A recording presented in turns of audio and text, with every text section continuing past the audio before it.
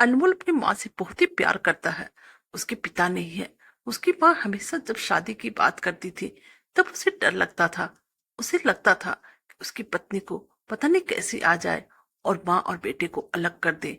लेकिन अब अनमोल अपने आप को बहुत ही खुशकिस्मत मानता है क्योंकि उसको रूपा मिली है। रूपा और उसकी माँ में बहुत अच्छी बनती थी। दोनों माँ बेटी की तरह रहती थी। बहू अपनी सास से बिल्कुल बेटी जैसा ही बर्ताव करती थी। बेटी की तरह रूठ जाती थी और जिद करके अपनी बात मनवा लेती थी। अनमोल इकलौता लड़का था।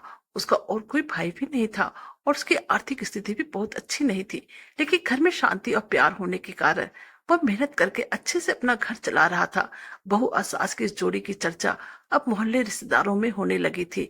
इनकी मिसाल दी जाने लगी थी। लेकिन अनमोल को नहीं पता था ऐसा कुछ होने वाला है और उसकी हंसती खिलती दुनिया को नजर लगने वाली है।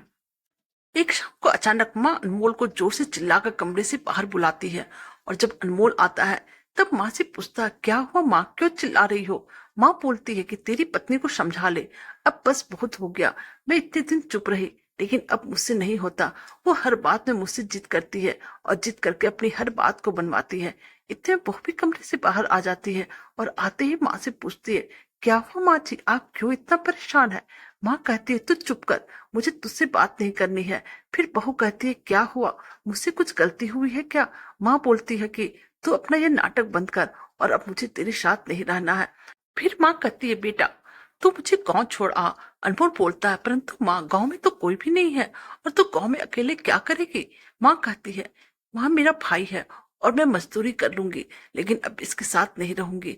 अब मुझे बची हुई जिंदगी वही गुजारनी है।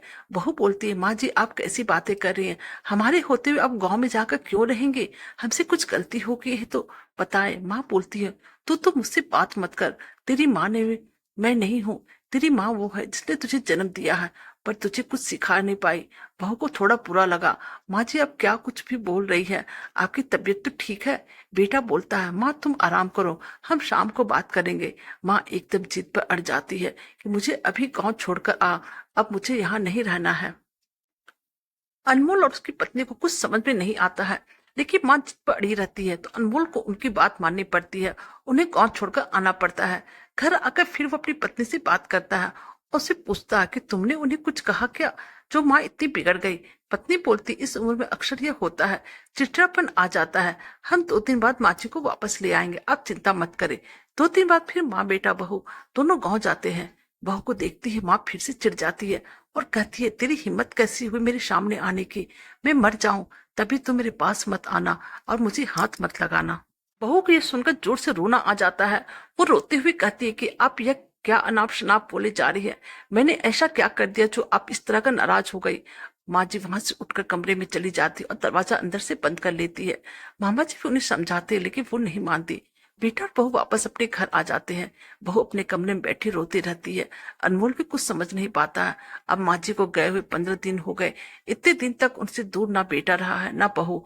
अनमोल की पत्नी उन्हें फिर गांव जाने को कहती है और कहती है, जैसा मैं बोलूं वैसा वहां जाकर कहना। अनमोल जाता और माँ को कहता, माँ तुम्हारी बहू सीढ़ी पर से गिर गई है और 5 दिन से तुम्हें याद कर रही है। माँ एकदम से बोलती है, क्या 5 दिन और तू अब बता रहा है? वो फटाफट तैयार होकर अनमोल के साथ वापस आती है। साथ में मामा जी भी आते हैं। माँ घर पहुंचकर जोर से पुकारते हुए दरवाजे से कहती है, बहू ओ बहू, और फिर कमरे में जाकर बिस्तर पर सोई हुई बहू के गले लग जाती है और रोने लगती है। बहू भी माँ जी से लिपट कर रोने लगती है। बहू कहती है, जब आप इतना प्यार करती हो तो वहां क्यों बैठी थी? माँ जी कहती है, तुमने झूठ बोलकर मुझे बुलाया। हाँ, पर पहले आप यह बताओ कि ऐसा बर्ताव क्यों कर रही थी? आपको मेरी कसम। माँ जी बहू को फिर गले लगाती और कहती है, बेटा उस दिन जब मैं मंदिर से आई तो मैंने तुम्हारी अनमोल की बातें सुन ली। तुम बोल रही थी कि अभी हम बच्चा नहीं कर सकते हैं क्योंकि उसकी ठीक से परवरिश नहीं कर पाएंगे। मैं तुम दोनों पर बोझ बन गई। मेरी वजह से तुम न जाने कितनी चीजों समझौता कर रहे हो। इसलिए मैंने ये नाटक किया ताकि तुम दोनों यहाँ रहो, अपनी जिंदगी और अपने सपने को, अपने बच्चों को इस दुनिया में ला सको। मैं अब कितने दिन रहूंगी? बहू अनमोल दोनों ही माँ जी की बात सुनकर रोने लगते हैं।